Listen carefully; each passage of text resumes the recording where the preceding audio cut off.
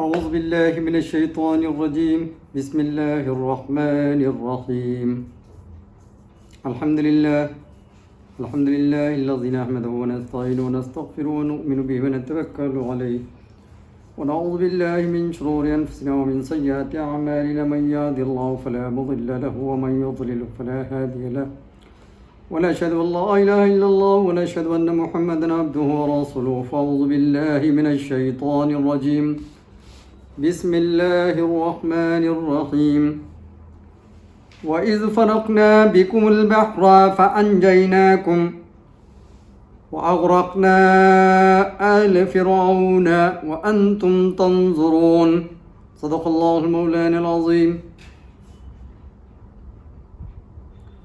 اور جب ہم نے تمہارے لیے دریا پھاڑ دیا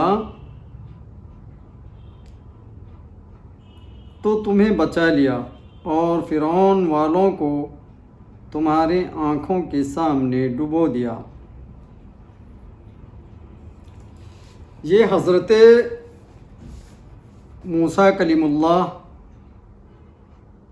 علیہ السلام اور فرعون کے درمیان جب یہ باتیں وبال تک پہنچ گئی کہ فرعون نے حضرت موسیٰ علیہ السلام اور ان کے ماننے والوں کے اوپر زد و کوب کے پہاڑ ڈھائے اور ان کے اوپر ظلم و ستم کرنے لگا، یہاں تک کہ ان کے گھروں میں پیدا ہونے والے بچوں کو قتل کر کے بچیوں کو رکھنے لگا، یعنی عورتوں کو رکھنے لگا اور بچوں کو قتل کرنے لگا. اور حضرت موسیٰ علیہ السلام کو ماننے والے اللہ رب العزت کی وحدانیت کو قبول کرنے والوں کے اوپر فرعونی اور فرعون حد سے زیادہ ظلم کیا کرتے. جب ان کا ظلم عروج تک پہنچا تو حضرت موسیٰ کلیم اللہ علیہ السلام نے اللہ رب العزت سے گریہ وزاری کی کہ اے اللہ، اس فرعون کے ظلم سے ہم مسلمانوں کو علیحدگی دے تاکہ تیری وحدانیت کو ماننے والے پرسکون ہو کر تیری عبادت کر سکے، کیونکہ ان کا جو ظلم حد سے تجاوز کر گیا تھا. تو اللہ رب العزت نے حضرت موسیٰ کلیم اللہ کی اس دعا کو قبول کیا اور ارشاد ربانی ہوا کہ اے موسیٰ، تم قبل ازیں یہاں سے کوچ کر جاؤ تمہارے ماننے والوں کو لے کر کے، اور بنی اسرائیل کو لے کر یہاں سے نکل جاؤ تاکہ اس فرعون اور فرعونیوں کے زد و کوب سے، ظلم و ستم سے تم بچ سکو اور سکون سے رہ سکو. تو اللہ رب العزت نے حضرت موسیٰ کلیم اللہ کو یہ تجوید دی کہ تم رات اپنے ماننے والوں کو، قوم بنی اسرائیل کو لے کر کے یہاں سے نکل جاؤ. تو حضرت موسیٰ علیہ السلام نے تمام اس زمانے کے ان کے ماننے والوں کو قریب کر کے سب کو سمجھایا. تو اس دور کے لحاظ سے اس وقت 2 سے 3 لاکھ لوگ ماننے والے تھے حضرت موسیٰ علیہ السلام کو. تو وہ تمام قوم بنی اسرائیل آپ کے ساتھ ہو لیے. سب نے مشورہ کیا کہ دیکھو، اس بادشاہ کے فرعون کے ظلم سے بچنے کے لیے ہم کو موسیٰ علیہ السلام کی تجوید کو مان لینا چاہیے اور اس پر عمل کرنا چاہیے. تو یہ لوگ جو ہے سو 9ویں محرم کو یا 8ویں محرم کو جب ان کو پتہ چلا تو 9ویں محرم کو انہوں نے ایک جگہ جمع ہو کر کے طے کر لیا کہ ہم کو موسیٰ علیہ السلام کے قول کے مطابق عمل کرنا ہے. تو جب فرعونیوں نے یہ حرکات و سکنات قوم بنی اسرائیل کے دیکھ لیے کہ یہ کچھ تو چل رہا ہے، یہ اجتماعی طور پہ جمع ہو رہے لوگ، گفتگو چالو ہے، کچھ تو ان کا اندر کھچڑی پکڑی، ان کو پتہ چل گیا کہ یہ کچھ تو مسئلہ ہے، کچھ تو معاملہ ہے۔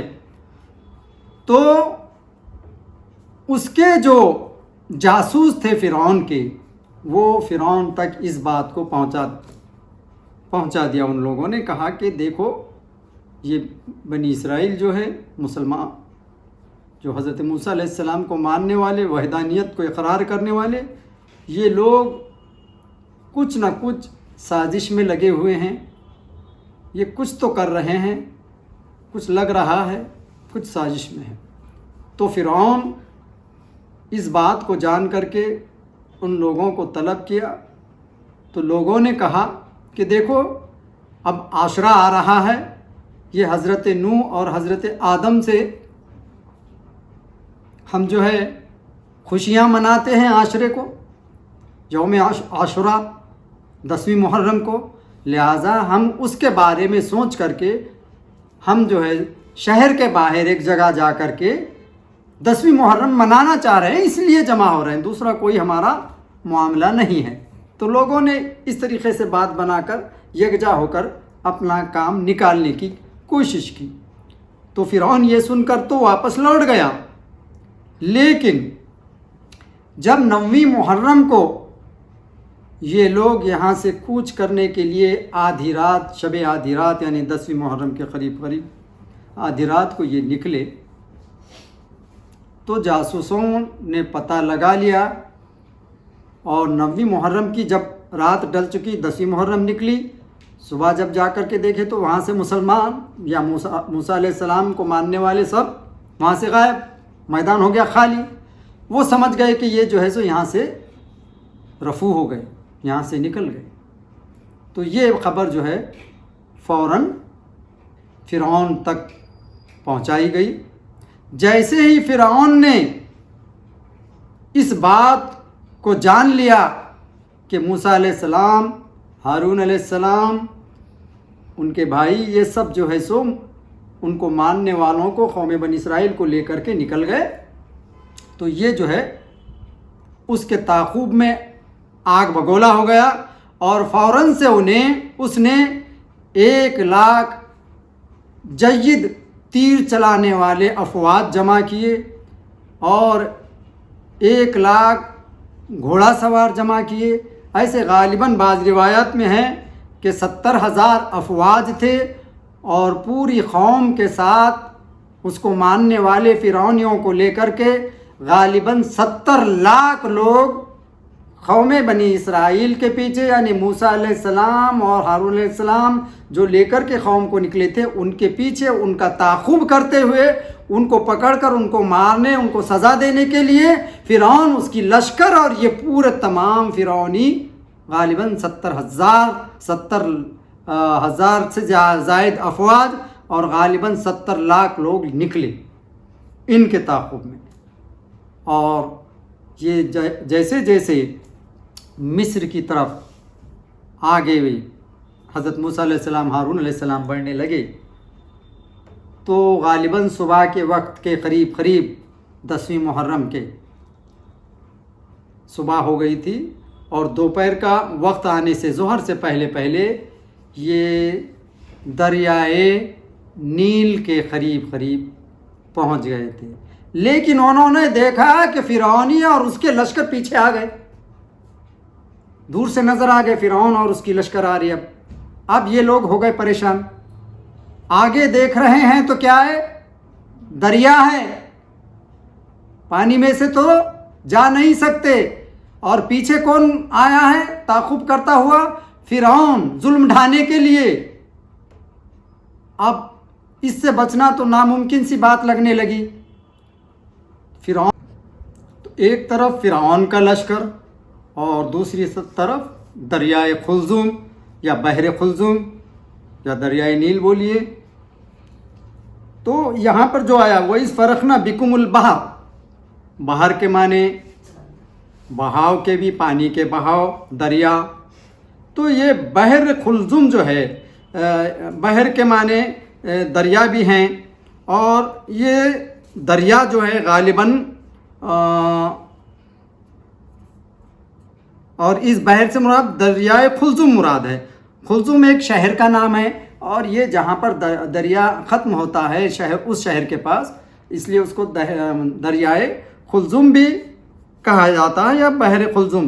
اور دوسری اس کو بحر احمر بھی کہا جاتا ہے۔ اس کی طوالت غالباً 460 فرسخ ہے، اور جو ہے عرض اس کی 60 فرسخ ہے۔ یہ مصر سے 3 دن کا فاصلہ واقع 3 دن کے فاصلے پر ہے، اور دریائے نیل مصر کے مغربی جانب ہے۔ یہ مشہور ہے کہ دریائے نیل میں غرق ہوئے ہیں یہ لوگ۔ تو ہوا یہ کہ یہ فرعون دیکھا جائے تو اس کی لشکر اور فرعون پیچھے آ چکے ہیں، اور سامنے دریائے نیل ہے۔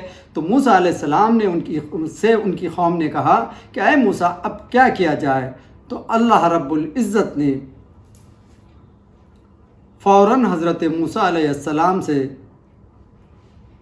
کلام کیا کہ اے موسیٰ گھبراؤ نہیں، تمہارے پاس جو عصا ہے اس عصا سے تم کو دریائے نیل پر چھڑی مارنا ہے، عصا مارنا ہے۔ تو حضرت موسیٰ کلیم اللہ علیہ السلام نے اپنے اس عصا کو لے کر کے دریائے نیل پر مارا، پانی پر مارا۔ جیسے ہی دریائے نیل پر آپ کا عصا مبارک لگا تو زور کا طوفانی ہوا چلا، جس کو اپن بھورا بولتے، دیکھو زور سے ہوا چلی، اور اس ہوا کی وجہ سے دریا کے اندر راستے پیدا ہو گئے، اور دریا کے پانی کو اس ہوا نے دونوں طرف سے پہاڑ کی طرح دیواریں بنا دی، دونوں طرف سے دیوار بن گئی پانی کی، اور بیچ میں راستہ بن گیا۔ تو ایک راستہ نہیں بلکہ 12 راستے بن گئے دریا میں، کیونکہ آپ کے ساتھ جو قافلہ نکلا تھا اس میں 12 قبیلے تھے، جس کی اغوائی حضرت موسیٰ اور حضرت ہارون علیہ السلام کر رہے تھے۔ ہارون علیہ السلام پورے اپنے قافلے کو لے کر کے قافلے کے سامنے چل رہے تھے، اور موسیٰ علیہ السلام پورے تمام قافلہ ختم ہونے کے بعد سب کے پیچھے موسیٰ علیہ السلام چل رہے تھے۔ تو اس طریقے سے جب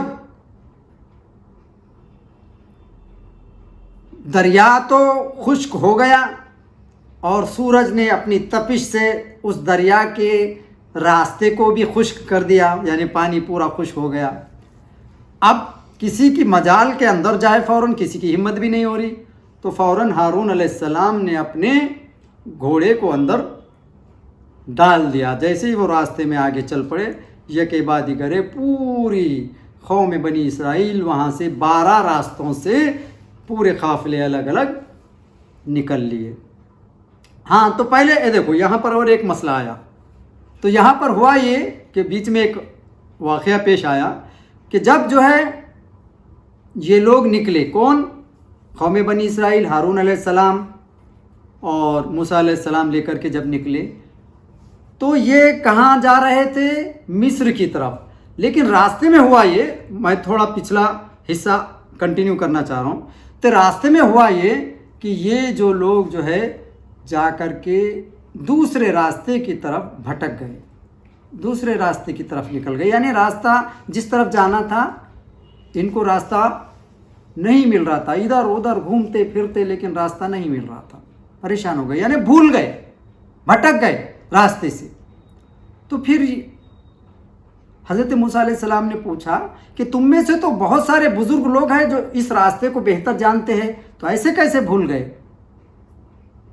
تو انہوں نے کہا کہ پتہ نہیں ہم سے کچھ لغزش ہوئی، لیکن ایک بات ضرور تھی کہ ہم کو بتایا گیا تھا کہ وہ بزرگ بتا رہے تھے کہ جب جو ہے حضرت موسیٰ علیہ السلام یہاں سے ہجرت کریں گے، ہجرت کے لیے نکلیں گے، تو حضرت یوسف علیہ السلام کا جو تابوت ہے وہ اپنے ساتھ نکال کر کے لے کے چلے۔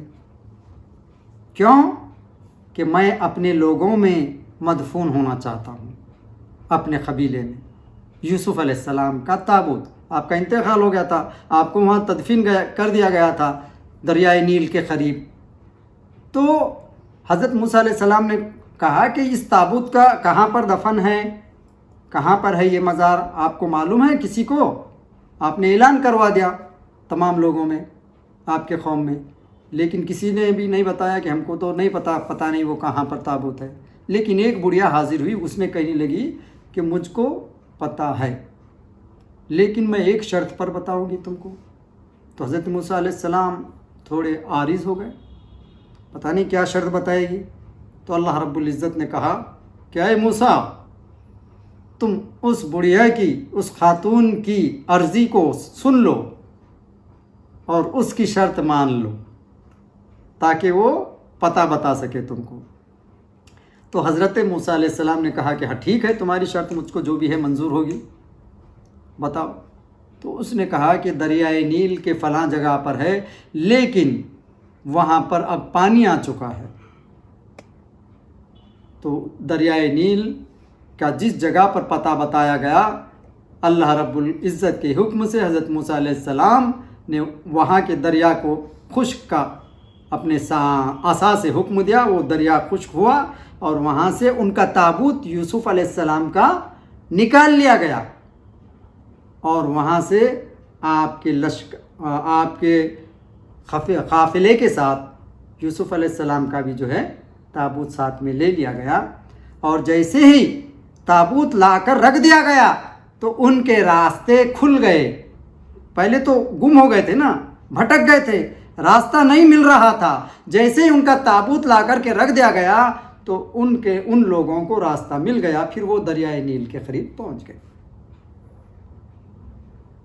اور جیسے ہی دریائے نیل کے قریب یہ پہنچے تو دیکھو یہاں پر ایک پتہ چلا کہ اس بڑھیا کی خواہش کیا تھی۔ اس بڑھیا کی خواہش یہ تھی، یا اس کی شرط یہ تھی کہ اے موسیٰ،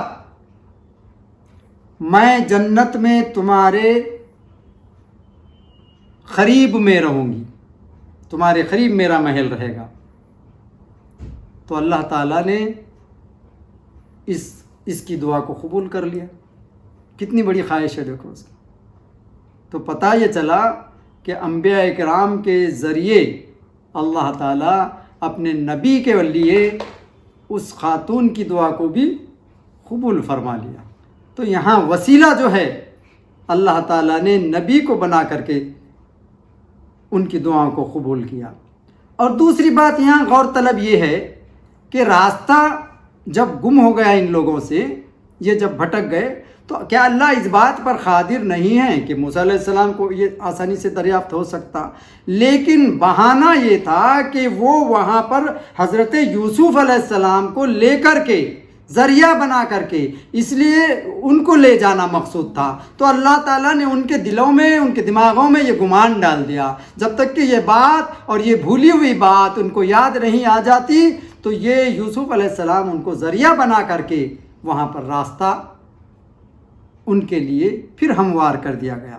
یعنی نبی کو راستہ کھولنے کا بھی ذریعہ بنایا گیا۔ یہاں پر بھی وسیلہ ہے۔ دیکھو ہم تو زندوں کے بارے میں بولتے ہیں کہ نبی کے وصال کے بعد بھی ذریعہ بنایا گیا۔ کس کو؟ یوسف علیہ السلام کو۔ جیسے ہی ان کا تابوت لایا گیا تو یوسف علیہ السلام تابوت رکھنے کے بعد یوسف علیہ السلام کے ذریعے ان کو راستہ مل گیا اور وہ دریائے نیل کے قریب پہنچ گئے۔ تو اب ہم کہاں آ گئے تھے کہ فرعون جو ہے اس کی لشکر لے کر پیچھے آ گیا، اور حضرت موسیٰ علیہ السلام نے اپنا عصا دریا پر مارتے ہی وہاں پر جو ہے 12 راستے پیدا ہو گئے اور ہر قافلہ اپنے اپنے راستے سے نکلا۔ تو قافلے میں راستے میں جب یہ پہنچے، کافی دور تک دریا سے گزرنا تھا کیونکہ اس کا عرض اور طوالت کافی تھی، تو یہ الگ الگ راستوں سے، پانی کے راستوں سے نکل رہے ہیں، لیکن پانی جو ہے، پانی کی جو دیواریں ہیں، خاص قوم بنی اسرائیل کے لیے، حضرت موسیٰ علیہ السلام کے لیے، نبی کے ماننے والوں کے لیے وہ دیواریں بن گئی پانی کی، اور بیچ کا جو راستہ خشک ہونے لگا۔ یعنی ایک بھویار کی طریقے سے 12 راستے بن گئے پانی کے اندر ہی۔ لیکن ایک دوسرے قافلے کو یہ دکھ نہیں پا رہے تھے نا، تو ان کو شک ہوا. تو قوم نے پوچھا کہ اے موسیٰ کیا ہمارے ساتھ والے قافلے والوں کو کہیں دریا نے ڈبو تو نہیں دیا؟ ہم تو نکل رہے ہم جا رہے، لیکن دوسرے راستوں سے جو نکلے قافلے والے کہیں وہ ڈوب تو نہیں گئے؟ دریا نے ان کو ڈبو تو نہیں دیا؟ ان کو شک ہوا. تو حضرت موسیٰ علیہ السلام نے پھر سے اپنے عصا سے اس دیواروں کی طرف مارا. جیسے ہی اس عصا سے مارا تو دیواریں کانچ کی طرح صاف و شفاف ہو گئی، اور ایک دوسرے کو وہ دریا ہی میں سے دکھنے لگے، سب کے سب قافلے والے جو راستے سے جا رہے تھے.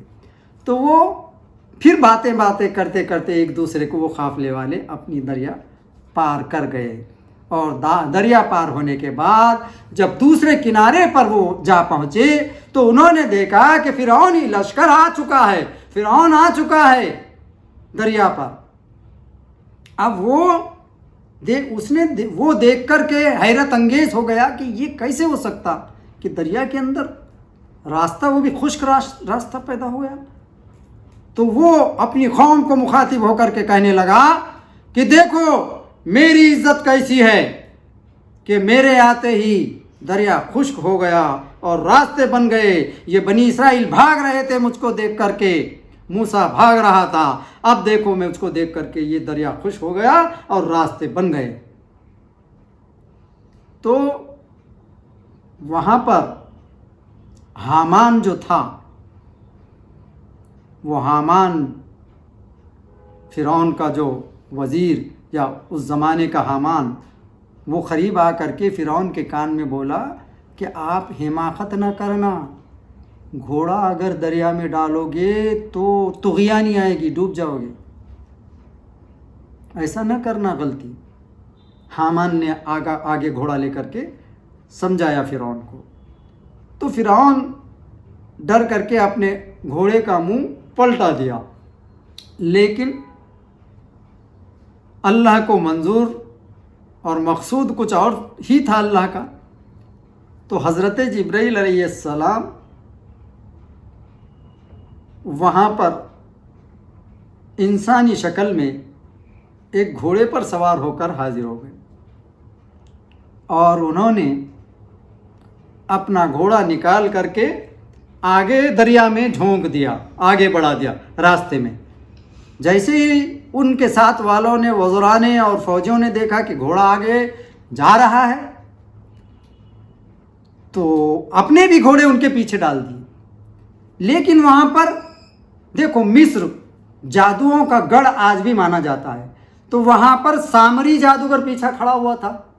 اس نے دیکھا کہ جبرائیل علیہ السلام کی جو گھوڑی نے، تو اب جان تو نہیں رہتے، یہ تو آدمی کی شکل میں تھے اور سادہ گھوڑا، لیکن انہوں جس گھوڑے پر سوار تھے وہ گھوڑے کے جہاں پر ٹاپ پڑتی، اس کے پیر پڑتے، جہاں پر بھی پیر پڑتا زمین پر، وہاں پر زمین کے اوپر گھاس اگ جاتا، ہری بھری زمین ہو جاتی، یعنی زندگی آ جاتی، وہاں پر جان آ جاتی جہاں پر گھوڑے کا پیر پڑتا. تو سامری جادوگر جو کھڑا ہوا تھا اس نے دیکھ لیا کہ نہیں، یہ معاملہ کچھ اور ہے. فوراً اس نے اس گھوڑے کے ٹاپ کے نیچے کی مٹی اٹھا لی اور وہاں سے نکل لیا. اور اس کے واقعہ پھر آگے ہے کہ اس نے جو ہے سو بعد میں اس سے ایک گائے بنائی، اس میں جان ڈالی. تو یہ اسی سے، کیونکہ اس نے وہاں سے حکمت لے لی تھی اس ٹاپو سے. تو بہرحال تو یہ جو ہے جیسے ہی گھوڑا آگے نکلا، انہوں نے گھوڑا آگے ڈال دیا تو پوری فوج اور فرعونی سب کے سب لشکر پوری اندر دریائے کے اندر اپنے فوج کے ساتھ داخل ہو گئے. جیسے ہی پوری فوج کنارہ چھوڑ کر کے اندر چلی گئی، بیچ دریا میں آ گئے، اللہ تعالیٰ نے دریا کو حکم دے دیا اور دریا آپس میں مل گیا اور پوری کی پوری قوم غرق ہو گئی، ساتھ فرعون کے، حامان کے اور تمام وزراء کے، افواج کے سب دریا کے اندر غرق ہو گئے. پھر جب کچھ لوگ جو بچے ہوئے تھے، دیکھو اللہ تعالیٰ نے ان کی پوری قوم، پورے افواج سب مرد کہاں پر چلے گئے؟ دریا میں غرق ہو گئے۔ یہ کیا کر رہا تھا فرعون یہ کر رہا تھا کہ موسیٰ علیہ السلام کے ماننے والوں کو ان کے گھروں میں جا کر جو بچہ پیدا ہو جاتا اس کو قتل کر دیتا، لڑکے کو قتل کر دیتا، عورتیں باقی رکھتا، یعنی مردوں کو ختم کر دیتا۔ اللہ رب العزت نے تمام مردوں کو، فرعونی مردوں کو نکال دیا، ساتھ فرعون کے پورا شہر چھوڑ کر کے پورے مرد نکل گئے اور دریا میں آ گئے۔ اللہ تعالیٰ نے دریا میں تمام مردوں کو غرق کر دیا۔ اب جو بچے تھے، کون بچے تھے مصر کے اندر؟ عورتیں اور بچے جو بچے تھے، اس نے مسلمان مردوں کو ختم کر کر عورتوں اور بچوں کو رکھا۔ اللہ تعالیٰ نے ان تمام مردوں کو فرعون کے ختم کر کے عورتوں اور بچوں کو باقی رکھا۔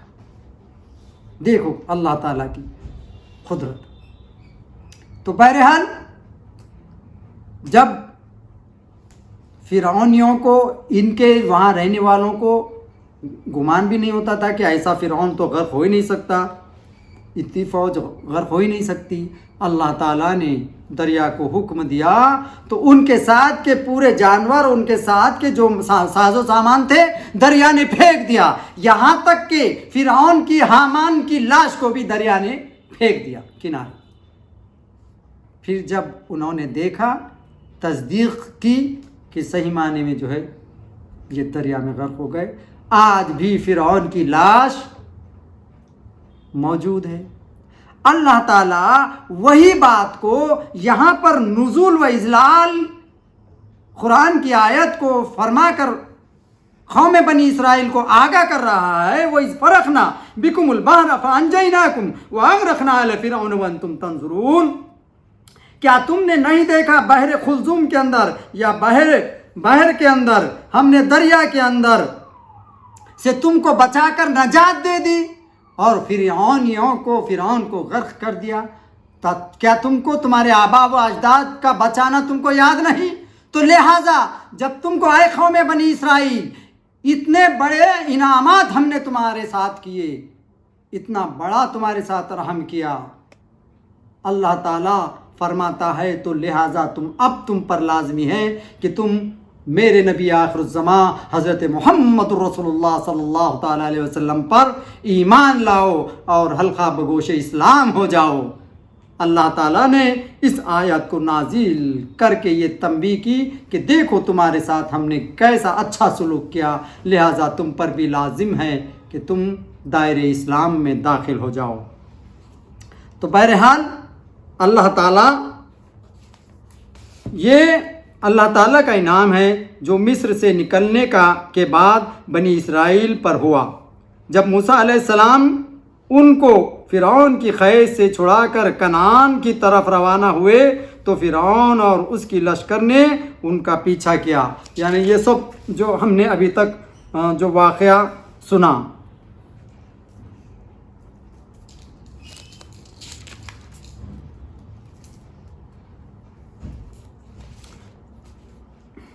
اس آیت سے چند فائدے حاصل ہوئے۔ ایک یہ کہ رب تعالیٰ اپنے بندوں کو تکلیف و آرام سے آزماتا ہے، ہر حال میں راضی رہنا احرار کا کام ہے، اور کسی وقت اس کو بھول جانا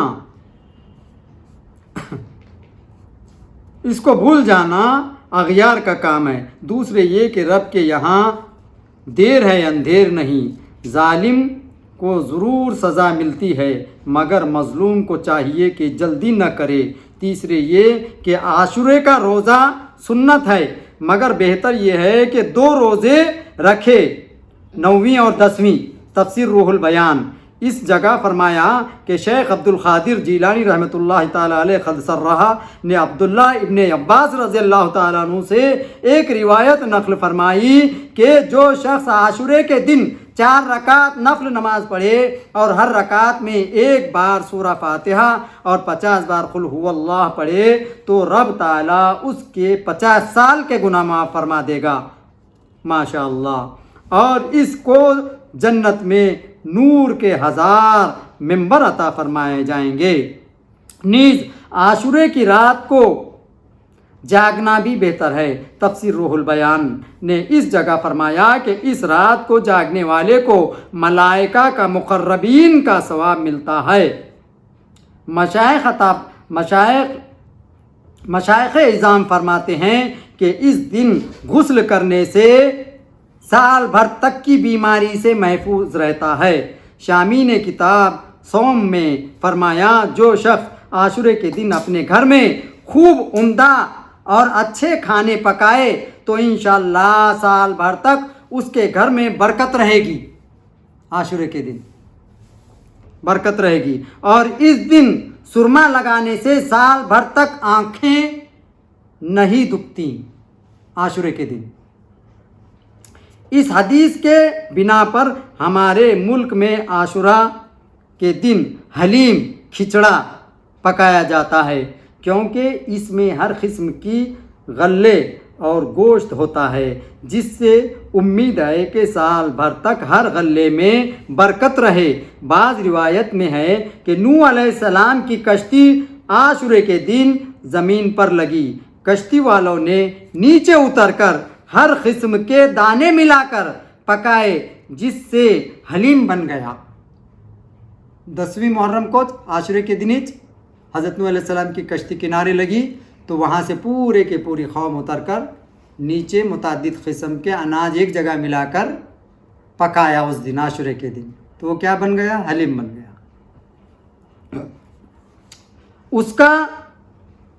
اس کا پورا واقعہ انشاءاللہ 12ویں پارے میں بیان ہوگا۔ اس دن ماتم کرنا یا نوحہ کرنا، بال نوچنا سخت حرام ہے۔ چوتھے یہ کہ انبیاء کرام پر جو نعمت الہی ہو اس کی یادگار منانا اور شکر بجا لانا سنت ہے، کیونکہ حضور صلی اللہ علیہ وسلم نے اس دن موسیٰ علیہ السلام کی نجات کی خوشی منائی، لہٰذا ہم کو بھی عید میلاد، عید معراج وغیرہ منانا بہت بہتر ہے۔ خیال رہے کہ خوشی کی یادگار منانا مسنون ہے اور غم کی یادگار منانا ممنوع۔ خوشی منانا مسنون اور غم کی یادگار منانا ممنوع، منع ہے۔ 5ویں یہ کہ یادگاروں کے لیے دن مقرر کرنا سنت ہے، کیونکہ حضور صلی اللہ علیہ وسلم نے روزے کے لیے عاشورے کا دن مقرر فرمایا۔ جب قوم بنی اسرائیل کو آپ صلی اللہ تعالیٰ علیہ وسلم نے دیکھا کہ وہ عاشورے کے دن روزہ رکھا کرتے تھے، تو آپ صلی اللہ علیہ وسلم نے فرمایا کہ یہ کیوں روزہ رکھتے؟ تو فرمایا کہ یہ جو ہے اپنی نجات کا دن مان کر کے یوم عاشورے کے دن کو مناتے ہیں اور روزہ رکھتے ہیں۔ تو آپ صلی اللہ تعالیٰ علیہ وسلم نے فرمایا کہ ہم کو بھی رکھنا چاہیے۔ تو آپ صلی اللہ تعالیٰ علیہ وسلم نے منع نہیں کیا، آپ نے بھی رکھا، لیکن ان کی پیروی نہ ہوئے اس لیے 2 روزے رکھنے کا حکم دیا، 9ویں اور 10ویں۔ یادگار کے دن مقرر کرنا سنت ہے، کیونکہ حضور صلی اللہ علیہ وسلم نے روزے کے عاشورے کے دن مقرر فرمایا۔ 6 یہ کہ اگر کفار بھی انبیاء علیہ السلام کی یادگار میں مناتے ہوں تو ان کی مشابہت کے خوف سے مسلمان نہ چھوڑیں، ہاں کسی صورت سے کچھ فرق کر دیں، کیونکہ حضور صلی اللہ علیہ وسلم نے یہودیوں کی وجہ سے عاشورے کا روزہ نہ چھوڑا، بلکہ اس میں کچھ فرق فرما دیا کہ 9ویں محرم کا بھی روزہ ملا دیا۔ بلکہ اگر عوام نے یادگاروں میں ناجائز چیزیں شامل کر دی ہوں تو اصلی یادگار نہ مٹائیں، بلکہ وہ زیادتیاں مٹا دو۔ کفار عرب نے حج میں جو حضرت ابراہیم علیہ السلام اور ان کے خاندان شریف کی یادگاروں کا مجموعہ ہے، بہت سی مشرکانہ رسوم شامل کر دیے تھے، تو حضور صلی اللہ علیہ وسلم نے ان رسوم پر حج بند نہ کیا، بلکہ قدرت پاتے ہی ان رسومات کو، حج کے دوران جو رسومات کیے جاتے تھے ان رسومات کو بند کروا دیا۔ اس سے وہ لوگ عبرت پکڑ لیں جو آج بزرگوں کی یادگار عرس میلاد وغیرہ اس بہانے سے بند کراتے ہیں کہ اس میں مشرکوں سے مشابہت، اس میں فلاں ناجائز رسوم شامل ہو گئے ہیں۔ اللہ سمجھ دے، کتا اگر مسجد میں گھس جائے تو کتے کو نکال کر مسجد کو پاک کیا جاتا ہے، نہ کہ مسجد کو ڈھایا جاتا۔ ساتویں یہ کہ بزرگان دین سے بعد وفات بھی فیض لینا سنت انبیاء ہے، کیونکہ موسیٰ علیہ السلام نے تابوت یوسف علیہ السلام سے راستے کی ہدایت حاصل کی۔ اس کی پوری بحث ہمارے کتاب جاء الحق میں دیکھی جائے گی انشاءاللہ العزیز۔ اللہ تعالیٰ سے دعا ہے کہ اللہ رب العزت ہم سبوں نے جو پڑھا ہے سنا ہے اس پر عمل کی توفیق عطا فرمائے۔ وآخر الدعوانا ان الحمد للہ رب العالمین۔